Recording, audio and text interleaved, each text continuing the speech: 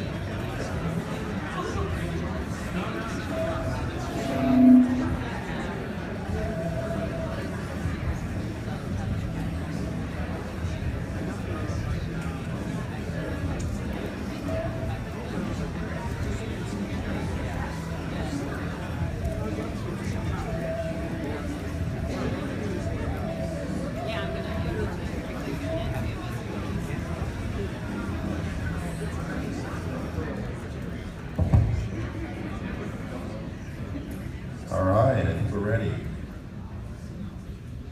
20 years, 120 hours, a significant milestone for museums on the web, and a credit to the amazing commitment of each of you in the community.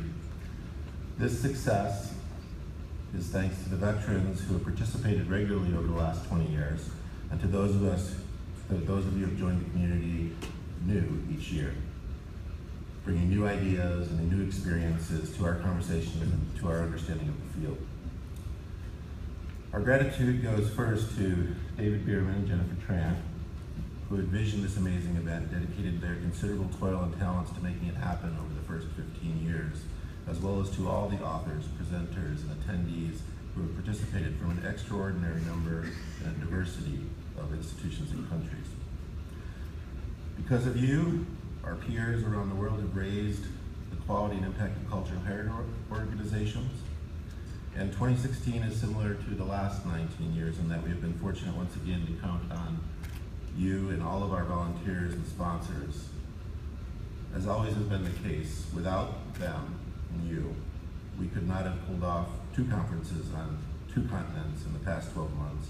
And in particular, we would like to thank Valeria, our social media maven, our social and our helper. We're also fortunate to have been inspired by Rex Bruce and the artists of the MWX series this year.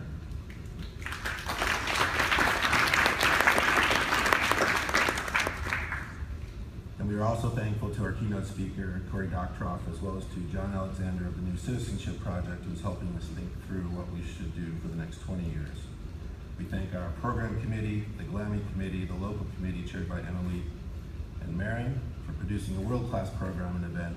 Alongside them, of course, are the inspirational museum, cultural heritage professionals who wrote and presented papers, nominated the GLAMI Awards, chaired the sessions, led the tours, taught workshops, and hosted events around the city. We could not also do that without our sponsors. Axial Global sponsor, as well as the GLAMI sponsor, has been instrumental this year in making it a super conference. MailChimp and Microsoft, Piction, Easy Travel, Ruckus, Gallery Systems, IDEUM, AM Label, Action Data Systems, and CultureX. We also thank our volunteer coordinator, Maren Kerr, Ben Cherry, Bruce Wyman, and Susan Chun, who's helped us sharing their thoughts and services and support over the year and before. And of course, I thank my co-chair, Nancy. I thank Titus and Hiroko, who work behind the scenes and on the front lines, making these conferences, the website, the logistics, and also picking up the slack when we can. Next, I'd like to turn it over to Bert from Axial, who will talk about David and Jennifer a little bit before they start their session. So, Rich, who is actually thanking you? I think we need a round of applause for them.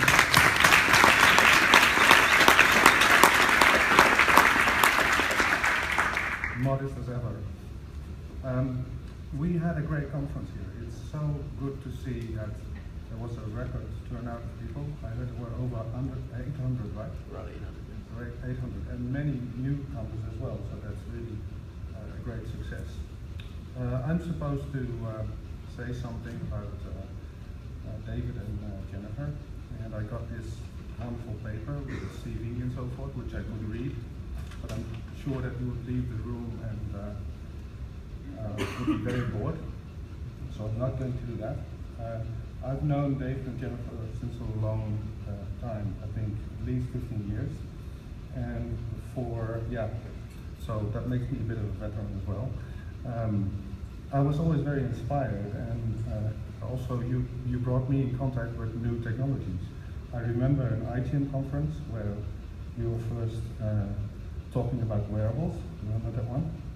Today, the Arduino LilyPad is something that is omnipresent. So in those years, you already foresaw that. We missed you over the last years in the bar as well. And I've seen also some changes. You've changed your leather pants for a captain's hat. And Jenny told me not to touch red wine anymore. Anyway, I would like to pass the word over to you guys, and thank you very much for what you've done for this community over the last 20 years.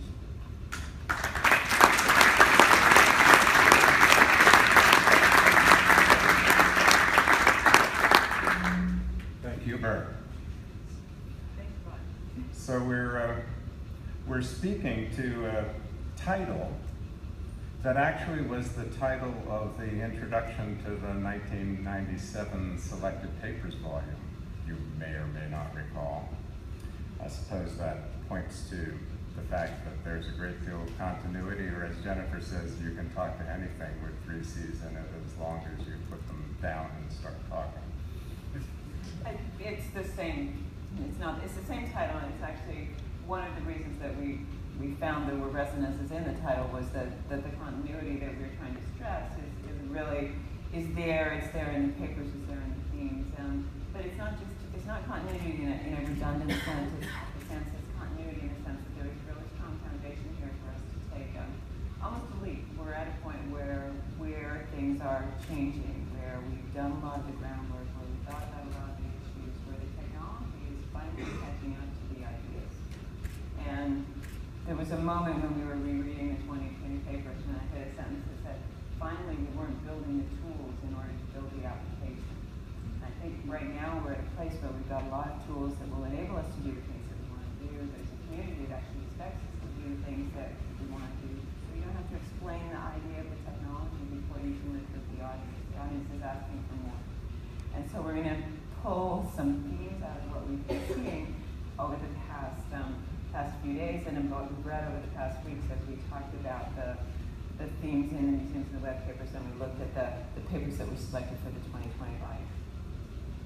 First, of course, we need to say that we're really delighted to be back at the conference, and despite the fact that we had to foreshorten our sailing, we really once again enjoyed seeing all the people here and experiencing all the amazing energy that group of people produced, and hearing really only a small proportion of what each of you had to say, either publicly or privately, obviously, because there were so many, as always, so many conversations and so many presentations happening. So we kind of have the same feelings we have when we go home. It's the same, only it's different. It feels comfortable, but it's a little bit strange. That kid that used to be this big has gone to college. And so we wanted to pull out some similarities, and we wanted to pull out some differences. Given that Museums and the Web has come full circle and we're back in Los Angeles, it's the first repeat. You should tell us something. It's the first repeat in 20 years, but in some ways it's a continuous repeat, because as we went through this program before the conference and during the last few days, what we discovered in it is the consistency of the themes that we've addressed over the last 20 years. It really starts with the first 4 sessions in this conference, and then we could go on to ad infinitum, go through the next sessions. But online collections, online education, the digital museum, user-centered design, each one of those had a full session addressing it in 1997. And in each of those full sessions, there are some amazing papers, any one of which could have been presented today, except for the weirdness of the technology that we're talking about, or any one of our papers today could have been presented in 1997, though we would have been surprised to see that certain things actually work. So the museum website's become ubiquitous. Our understanding of the tech is better, the tech itself is better, our use is better. We're not having to explain it before we can start thinking about it. But it's time to move beyond kind of how we use the digital and think more about how we take advantages of the affordances of the medium, how we move from building a digital museum to making the museum in a digital culture, and how we become post-digital in the way that we're postmodern. I hate post, quotation marks and all that stuff. But we are almost in a place where we no longer should be talking about digital, because digital is ubiquitous and digital is what it is. Everybody is digital now, so that digital museum doesn't really mean anything. It's just a museum in a contemporary environment. So what does it mean to be the museum in that space? What are the expectations before things change? So as always, the secret to how we're going to move forward is the community.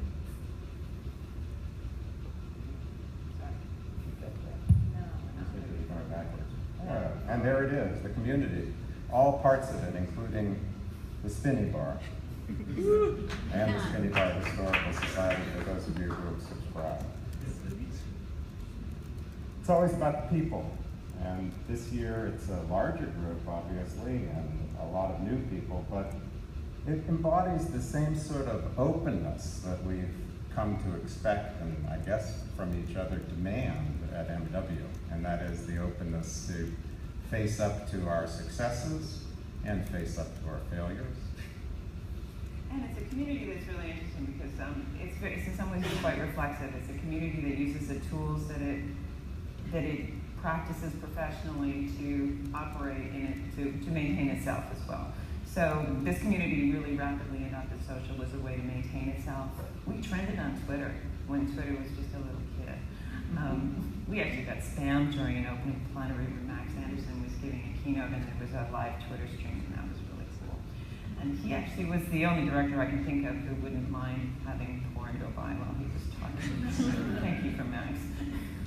This social aspect has, persisted beyond the conference itself, beyond the temporal boundaries of the conference itself. And for many years, we had to sort of encourage that by creating social opportunities and using social channels and kind of priming them and pumping them so that things would go around, year-long discussions would take place. I noticed that the current organizers of the conference don't need to do that anymore, and I'm really jealous. It's true, and so one of the challenges initially for us was to try and encourage this community to coalesce, to gel. Now it's more a challenge of finding the many places where you've decided to go and have the conversations themselves. There's an aggregation problem as opposed to just a generation problem, and that's a really nice problem to have. Yeah, in '97 we were busy trying to figure out how to deploy all these new technologies. Though I should say that one of the sessions at MW97 was how to manage mature websites. There were a few that were mature, if 2-year-old can be mature. And we were trying to solve a whole set of problems that were bigger than each of us, bigger than each of our own institutions.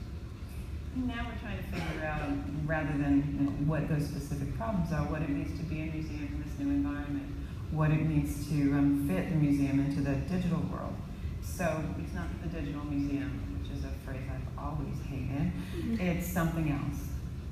These are the digital museum. Our challenge is to figure out how to get beyond that. You went backwards. Don't do that. That's really hard on everybody. It's a history talk, right? Well, this is the proverbial elephant. It's another challenge. Because I think one of the things that I'm always reminded of when I come into an environment like museums in the web is that we're all holding on to a different piece. And we're all looking at it a different way. Some of us are actually the skeleton that supports the elephant, and some of us are the conservators that are repainting the elephant's hide. We are that specialized. But we really need to think about how what it is we're doing fits that larger picture. We've seen in this meeting a number of sessions that are actually focusing on strategy, that are focusing on talking to the board, that are positioning the work of the digital team as a key area in the work of the museum as a whole. And I think that that's an interesting sign of maturity, of thinking about what it means to be the digital, to not be digital, to just be, or the digital just to be. You know, one of the sessions at this meeting, Nick Honeysett presented a kind of a matrix, a blank matrix of how we could sort of consciously think of positioning our organizations with respect to other organizations in the field. And the first column of that matrix was to be conservative, and to be conservative on a whole number of dimensions in terms of our assets, in terms of our business management, our corporate culture, in terms of our distribution, in terms of licensing. You could list all of the aspects of being a digital entity. That was basically to adhere to, as closely as you can, what we come to think of as best practices, which are inherently conservative, that point back to what a group of organizations have agreed among themselves ought to be the case. That's a case that already exists. So the next organization was the organizations that were confident. Those were the ones that were willing to push that envelope just a little bit further, and then that blank matrix gets filled out. So what does it mean to be confident with your data that's different from being conservative with your data? What does it mean to be truly brave with your data? What does it mean to be visionary with your data? What would it mean to be revolutionary with your data, et cetera, et cetera? And in that matrix, we could see a way of thinking about the community and how to position yourself and your organization, because you don't need to be conservative or visionary or revolutionary or confident in every aspect of your work. In fact, it would be probably insane and suicidal to try to be that. But you can see where other organizations fit. And in this dimension, we want to do something truly visionary. In this dimension, we're happy to sit and be conservative and move with the field as the field moves. So I thought that was a very useful matrix, and people should revisit it, and hopefully Nick will develop it and turn it into something that we can all use. That kind of self-awareness is also reflected in a lot of the discussion about various sorts of design tools, design methods, heuristics. We're hearing a lot about design thinking. We're hearing a lot about journey mapping, about touch points in an experience design process. And this talk about process is about communication. It's about finding a way to collectively position ourselves and to agree as an organization that we are positioning ourselves in a particular place. That this thing that we're doing that's digital isn't monolithic, doesn't have one facet. And that by doing it, it puts our institution within a context. And bringing everybody to the table to understand what that context is a huge challenge, and one that we're seeing all kinds of methods now to address. So we have a few minutes today, and we thought we would address sort of 4 areas of challenge that we have thought through. As we're thinking about, because we're doing so much, what is it that I'm doing in this thing that I'm doing that helps to build the future that I want to make? What piece of the elephant am I holding on to now? How does my current tile fit into the broader mosaic? And those 4 areas that David referenced have to do with collections assets, with experiences, with encounters with the museum generally, and with institutions and how they're changing. So we'll just spend a few minutes talking about these 4 dimensions, because we thought that they carried a number of lessons and also hopefully pointed us towards the future. And the first is to understand that we live in institutions which are driven by short-term project-based production. You know, we make exhibits, we have ideas about how to involve people in a broadcast, in a webcast, we have a concept of how to change the front desk visitation area. These are the things that drive our museums. And obviously, we're going to try to do those things, but we're going to try to do them well. We're going to try to do them in exemplary fashion using the latest technology tools. But the problem that that presents us with is how do we make those things that we've created viable to be reused over time? Because if we keep investing in all of the forward look, all of our energies, intellectual energies and design energies, in making these great things which are going to go away, then we've just wasted our energies. So the question becomes, how do we perturb our own processes? How do we somehow build into this process the tool that will help us with the next one? How do we recognize the patterns in what we're doing so that we're actually making it easier for ourselves? How do we build a tool to make the game so that the next time we have to make the game, we can just use the tool? We think about those things, abstract from our one-offs to the underlying similarities, the underlying commonalities that we can then use and share. Not surprisingly, we can find some examples of people who have managed to do that. In the case of the Rauschenberg archive, for example, at SF MoMA. Now, this is an instance of a project which was to create a scholarly online catalog. But if you look at the way that the scholarly online catalogs actually realize and what the result of that online catalog produces, you can see this strategy playing itself out. Because it's not just one thing, it's that thing disassembled and maintained so that it can be reused, re-encountered. And ironically, one of the comments about the integration of that material across the SF MoMA website, where it's currently delivered in all sorts of ways, is that the people who were using the catalog couldn't tell where the catalog ended. So just think about that for a minute. And that's actually beautiful, because it means that this thing which used to be static is now dynamic. It means that all of the effort that went into crafting this beautiful little Rauschenberg basket is now really a web. And if you really are linking to all of the other things that support that in-depth material, and you haven't just kind of tossed it away into a book, put it on a shelf, and it's not available anymore for anything else. So you can't see SF MoMA's collection without seeing results of all of this in-depth plunging into all of their assets and bringing that forward for scholars. Even though you're not in the scholarly catalog, you're visiting the online collection.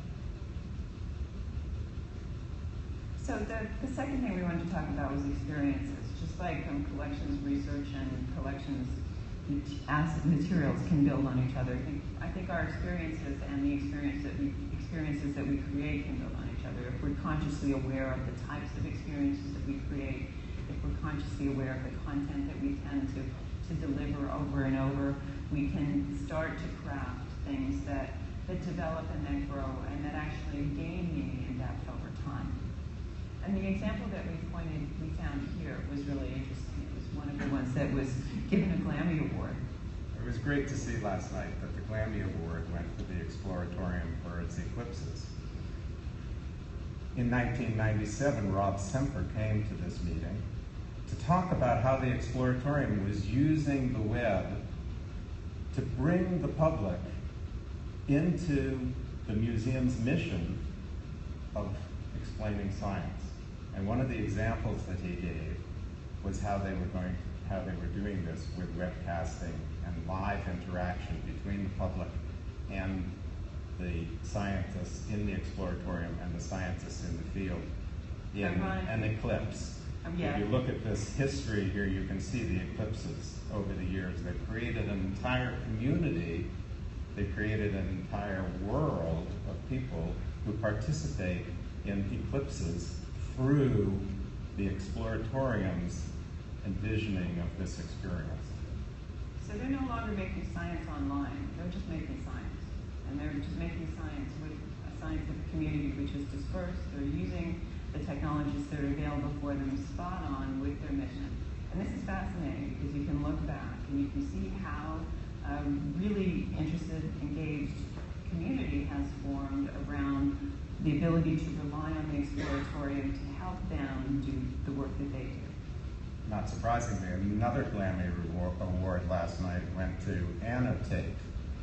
And Annotate is taking people from throughout the world and enabling them to interact with the collections of the Tate and building through their interactions a series of annotations. And this is a new experience. We had a long discussion about whether this was actually about collections or if this was about experiences, because it's both. And it's hybridization that's actually one of the things that's cool, and that I think tells us that we're at a point of change. When we can't tell if something fits in our old categories, maybe we're actually doing something new. Because this is a new kind of experience with the collections object that we couldn't have enabled previously. And it's something, when you read the comments about that come back from the people who have been using Annotate, they're looking closely at objects that they've never seen before. They're creating content that the museum couldn't have access to before. There's something new happening here with this close and very tight reading of artifacts in a space that didn't exist before network information space. The next experience, the next challenge is actually probably the hardest for us, because it involves doing something that we find very hard.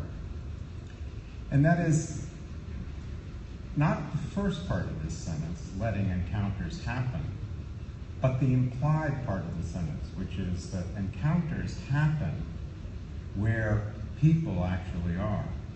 And in the digitally infested world that we all live in, people aren't on your museum website. No matter how nicely you've changed its interface, no matter how interesting you've made its new search system, no matter what, they don't wake up in the morning and think, what I really want to do is visit the museum website. Instead, they encounter your content. Now, of course, we knew this from really early on when we encountered the text in museum objects.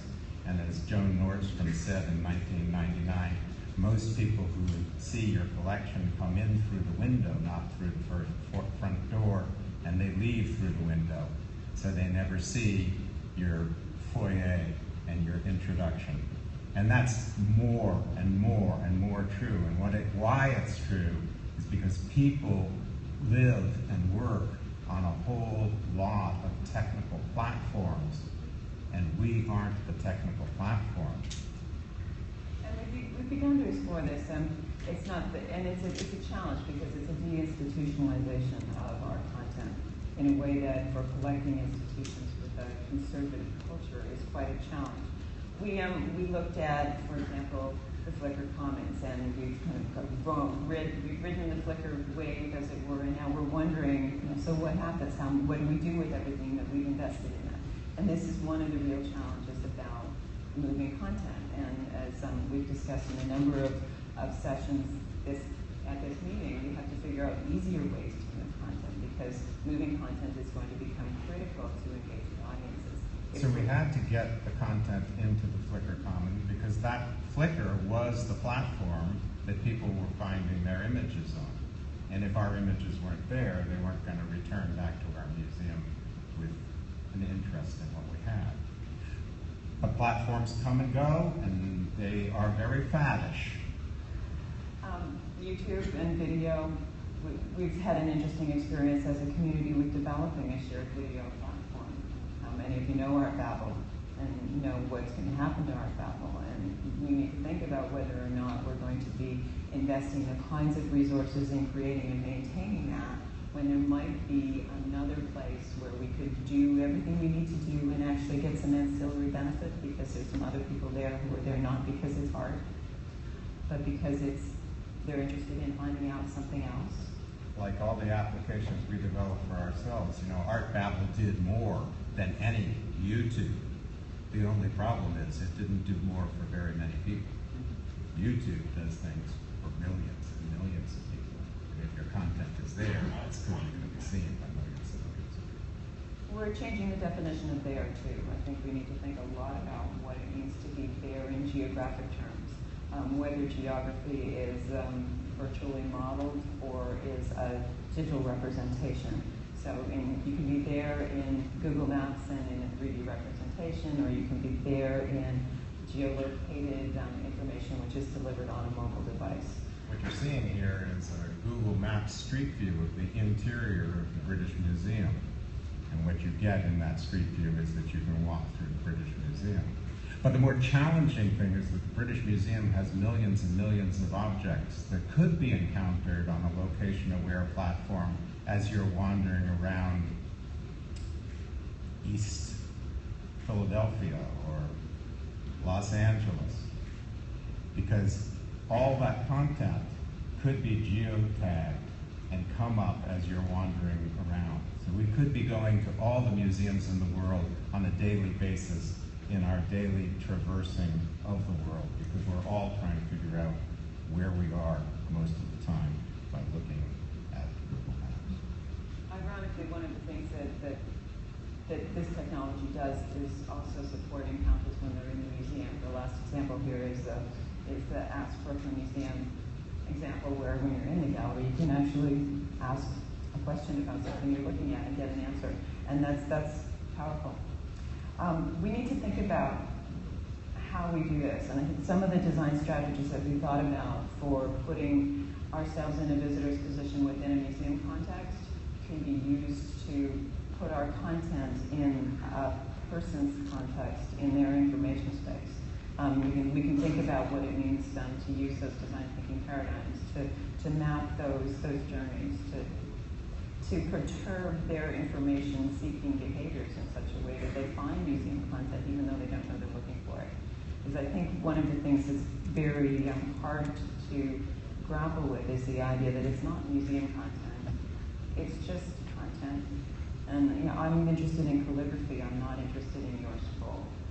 So somehow we need to get ourselves into the space where we're subject to find rather than repository of find. And that's a major shift.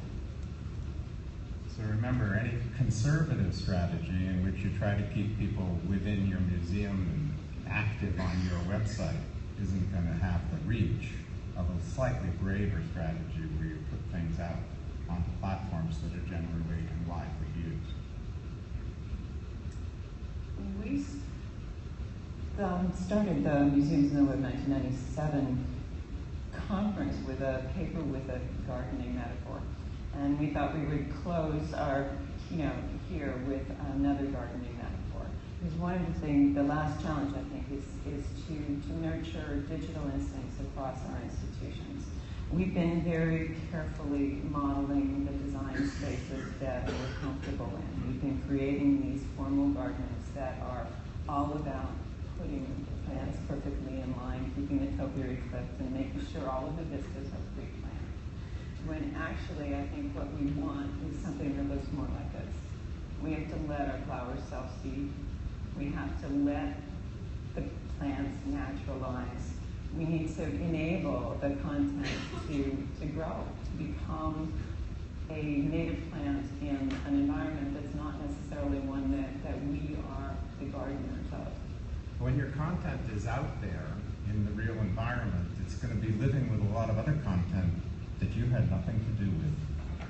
And it's going to be combined with a lot of other content that you don't know anything about and might not even approve of.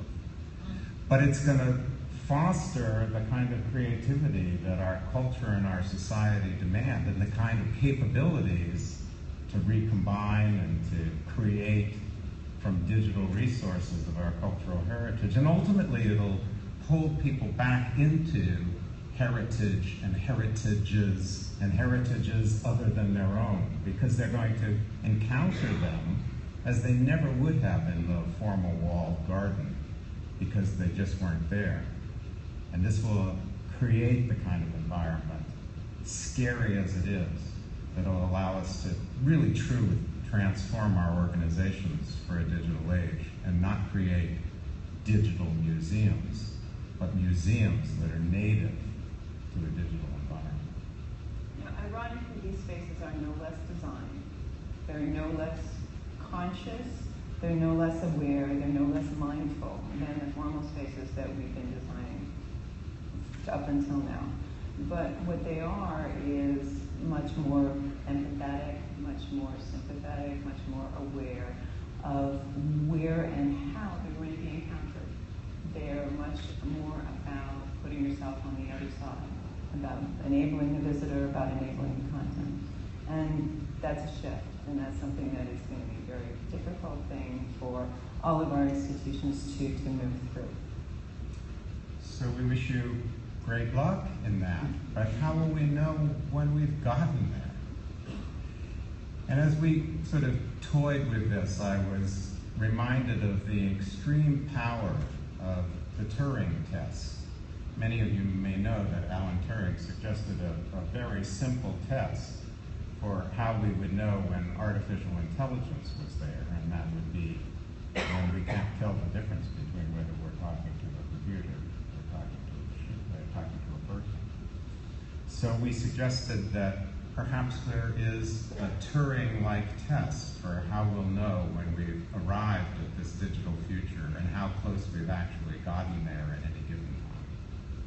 And what we came up with was that when you're doing what you're doing, stuff for museums is there for you, and you can use it as you wish. So every day we do what we're doing, which isn't usually going to visit some remote museum's website, but rather the day-to-day business that we're engaged in. And how often during that doing of that day-to-day business that we're engaged in are we currently encountering cultural heritage content? Not terribly frequently, I'm afraid, but we could be. We could see the thousands of washing machines that historically occupy the history museums of small cities everywhere when we are shopping for washing machines. We could be seeing what's right around us when we walk down the streets of cities. We could be encountering cultural heritage on so many different levels. And if we do, because we're doing something real, we'll use that cultural heritage in whatever we're doing. And that's when we've really gotten the museum back into the digital space. Because that solution is not a solution to a museum problem at all. What it is a solution to a person's problem at a particular time. So we're not solving our own problems. We're making our content available to people to help them understand themselves, to help them redecorate their living room, to help them do the things that they're doing, and we're encountering them at a point when they need to know something. What that something is, how we build those encounters. I think that's the place where we're going to be banging our heads, probably for the next 20 years, while we think about what it means to be cultural, to be museum, but not be space, not be just here, but be out there where people are. And Jennifer didn't think it was possible we made it all the way through the talk without my using the standards word. I told them I wasn't allowed to say standards. Thank you.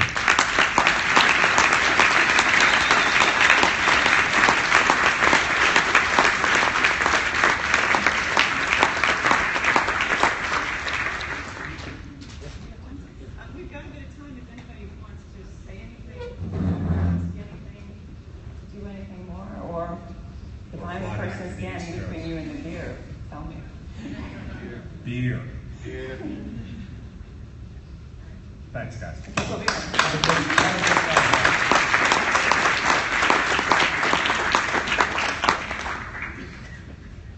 We'll be looking forward to seeing you in Cleveland next year. Thank you.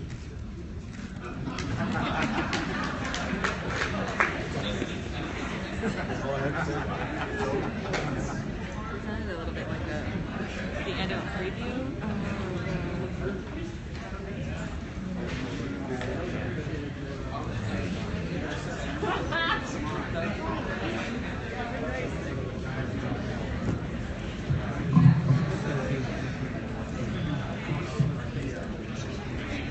Well, do you? They were